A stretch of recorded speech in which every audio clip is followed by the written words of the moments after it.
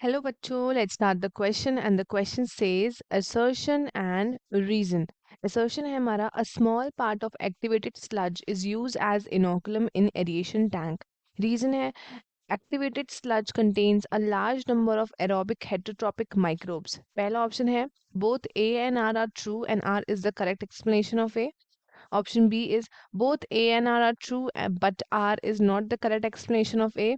Option C is A is true, but R is false. Option D is A is false, but R is true. Option E is both A and R are false.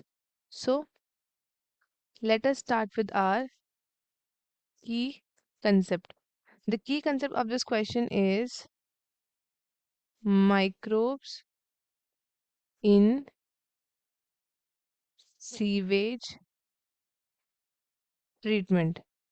Microbes in sewage treatments. अब हमको पता है कि large quantities of waste water generate होता है हर दिन हर city में हर town में।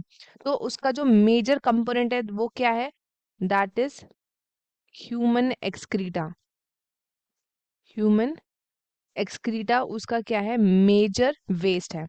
तो ये आपका जो म्युनिसिपल वेस्ट वाटर है उसको हम क्या बोलते हैं?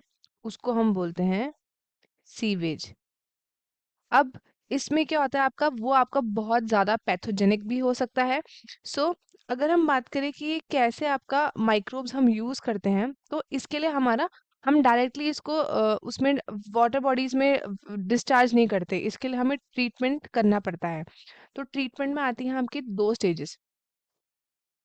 पहली स्टेज आती है हमारे पास, that is primary treatment, and second आती है हमारे पास, दैट इज़ सेकेंडरी ट्रीटमेंट।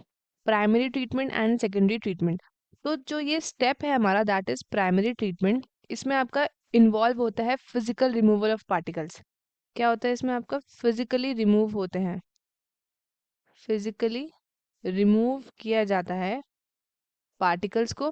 कौन से प्रोसेस से? तो थ्रू फिल्ट्रेशन एंड सेडिमेंटेशन। तो इसमें आपके जितने भी फ्लोटिंग डिबेरिस होते हैं उसको रिमूव किया जाता है बाय सीक्वेंशियल फिल्ट्रेशन। जो आपके गर्थ जैसे कि सॉइल एंड स्मॉल पेबल्स, उसको रिमूव किया जाता है बाय दी सेडिमेंटेशन। तो ये तो हुआ आपका प्राइमरी ट्रीटमेंट। अगर हम बात करें सेकेंडरी ट्रीटमेंट, इसको हम सेकेंडरी और you can say biological treatment भी बोला जाता है, क्योंकि इसमें यूज होता है माइक्रोब्स का। ठीक है, तो इसमें क्या होता है, माइक्रोब्स आपके ग्रो कराए जाते हैं, आपके विग्रस ग्रोथ कराया जाता है यूजफुल एरोबिक माइक्रोब्स का इनटू द फ्लॉक्स। फिर अब क्या होता है, जब ये ग्रो करते हैं तो ये माइक्रोब्स कंज्यूम करते हैं major part of the organic matter जो एफ्लुएंट में प्रेजेंट होता है। तो उसको हम क्या बोलते हैं? ये आपका रिड्यूस कर देता है क्या? It reduces biochemical biochemical oxygen demand.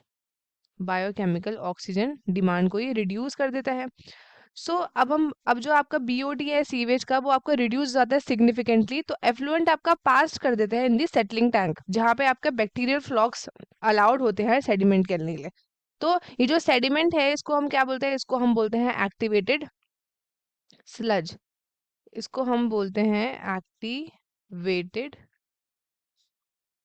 Sludge. तो ये स्मॉल पार्ट एक्टिवेटेड स्लज का ना, उसको पंप बैक कर दिया जाता है वापस इनटू द एरिएशन टैंक, जो कि सर्व करता है एज अ इनोकुलम। जैसे कि आपने देखा होगा, जब मम्मी आपकी दही बनाती है तो she take a small amount of dahi in the pure milk. तो जो ये है आपका स्मॉल अमाउंट ऑफ दही जिसमें आपका लैक्टोबैसिलस बैक्टीरिया प्रेजेंट होता है, it acts as a inoculum, जो आपकी मिल्क को क्या बना देता है? सही से सही मिल्क को आपको दही बना देता है, दही में कन्वर्ट कर देता है। तो that serve as inoculum for the curd formation. तो यहाँ पे आपका जो एक्टिवेटेड स्लज है वो वापस पंप बैक करते हैं into addition tank which serve as a inoculum. तो जो remaining major part of the sludge का, वो आपका पंप बैक होता है इनटू द लार्ज टैंक, जिसको हम क्या बोलते हैं? जिसको हम बोलते हैं anaerobic sludge digesters. Anaerobic sludge digesters उनको बोलते हैं। अब यहाँ पे अदर काइंड्स ऑफ बैक्टीरिया जिसको हम एनारोबिकली ग्रो कराते हैं, वो डाइजेस्ट करता है आपका बैक्टीरिया एंड फंजाई जो आपके स्लज में प्रेजेंट होते हैं। फिर आपका ये फॉर्म होती है आपकी बायोगैस, वो तो आपके आगे का प्रोसीजर है। बट अगर हम बात करें अबाउट द असर्शन, तो इसमें लिखा है a small part of activated sludge is use as inoculum aeration tank. This is absolutely correct, अभी हमने देखा, act as a inoculum. Reason है activated sludge contains a number of aerobic heterotropic microbes. This is also correct. इसमें आपके number of aerobic heterotropic microbes present होते हैं. So हमारा correct explanation है option A, that is both A and R are true and R is the correct explanation of A. और बाकी के options हो जाते हैं हमारे incorrect. तो students, I hope आपको question अच्छे से समझ आया होगा. All the very best and thank you.